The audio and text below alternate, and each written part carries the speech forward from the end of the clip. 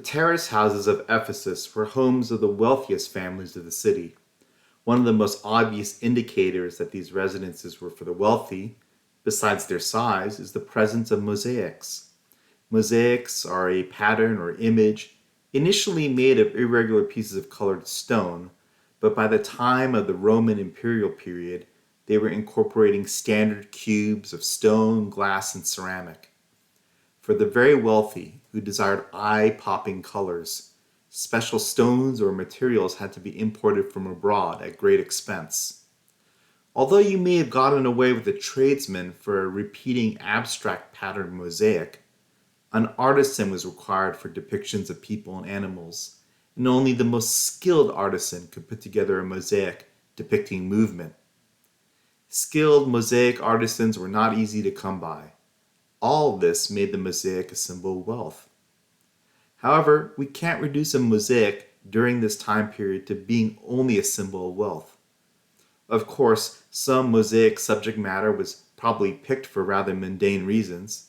For example, a lion mosaic could have been commissioned simply because the family was fond of the animal. However, we have to also consider that the choice of mosaic subject matter may have represented the cultural, political, religious, and moral values of the patriarch or matriarch of the household, either as an aspiration or a reflection of their own lives. The choice of some of the mosaics at Ephesus appears rather straightforward. The mosaic of Dionysus is one such example. Here we have Dionysus, the god of winemaking, orchards, fruit, vegetation, fertility, festivity, insanity, ritual madness, religious ecstasy, and, of course, the theater. The traditional ivy crown can be seen upon the figure, while he holds a thyrsus, which is a staff of giant fennel topped with a pine cone. The ivy representing fertility and life, and the thyrsus a symbol of prosperity, fertility, hedonism, and pleasure. One could easily imagine dinner guests admiring this mosaic of Dionysus while drinking wine. Adjacent to the mosaic of Dionysus, we have one of Medusa with her serpent-like hair. Medusa is one of the three Gorgons that had the ability to turn people to stone with their gaze. She was eventually slain by the Greek hero Perseus. Perseus made use of a reflective shield given to him by the goddess Athena so that he could slay Medusa without directly looking at her and turn to stone. Upon Medusa's death, her unborn children, Pegasus, a winged horse, and the giant Chrysaor sprung from her neck.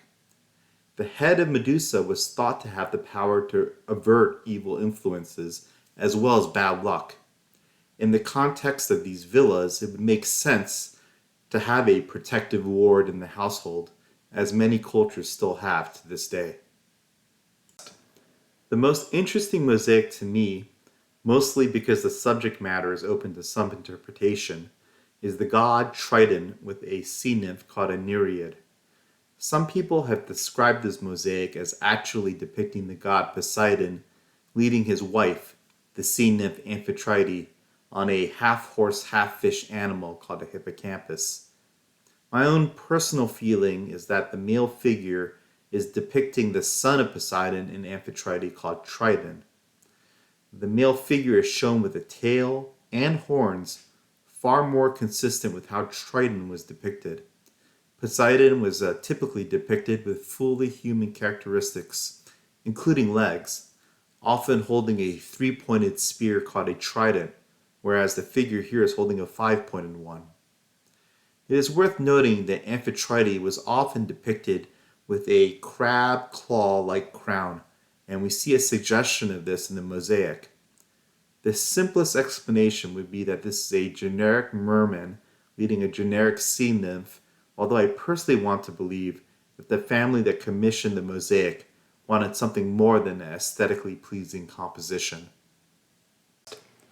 Regardless of who the two figures are in this mosaic, the story of Poseidon and Amphitrite is worth telling. Poseidon first encountered Amphitrite dancing with the other Nereids on the island of Naxos, where he made advances on her. This prompted Amphitrite to flee from Poseidon to the Atlas Mountains. A dolphin-shaped sea deity called Delphin discovered her and convinced her to marry Poseidon. As a reward, Poseidon put Delphin's likeliness in the sky in the form of a constellation. It's always great to know an origin fact that traces back to antiquity. If you enjoyed this video, please like, comment, subscribe, and check out my other videos on Ephesus and the wider Mediterranean world.